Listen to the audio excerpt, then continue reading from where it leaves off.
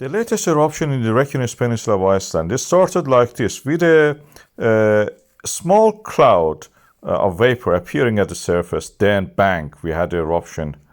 And this eruption spread quickly to 3.9 kilometers, around 4 kilometers, in several staggered fissures joining together. You can see they're not straight all joined together, but we draw them for the ease of display in a line. The flow was toward the north and east and west. The one toward the Svartsengi power plant actually stopped. It didn't go. It's now confined to two fissures in the north of the Stóra-Skógfell. And at the moment, this is what you just see. And the strong winds are blowing. The map shows the initial stage, but what it is now, it is what I'm showing you. This is using the Google Earth. You can see this is the Reykjanes Peninsula. Grindavík is toward the left lower part, and that's the fissure active. Very insignificant linear fissure. That is eruption happening now there. This was already once an eruption at least was there happened. And when we look at it, and I use my knowledge of the geomorphology, we can see that probably we can draw some lineations that help us to understand it better. For example, this line can be the plate boundary. You can see the texture is different.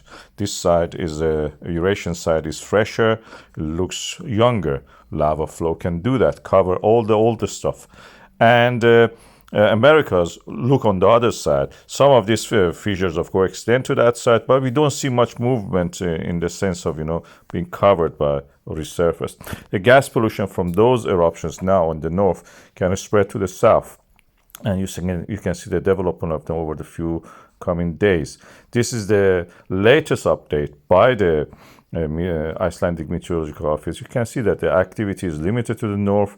Seismic activity is measured to the south near Hagafell or Grindavík. No seismic activity near the Hagafell or Grindavík. And the eruption seems to be stabilized. This is all that I have to say to you, more than what the IMO said. I bet a robot cannot say that or add any of these graphics, or a group of a confederation of the robots.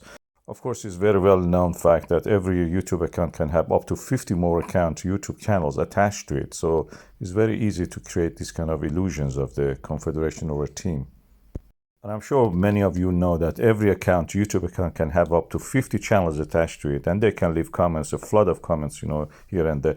Can't tell the difference when a real account actually, sometimes a percentage of those real accounts can actually donate or super tank or anything, 5 to 10%. If it is really good. The rest of them are just fake. They create people practically without actually existing anything there behind it. And probably this is the issue that YouTube should address, all these 50 accounts attached to each one email account or something.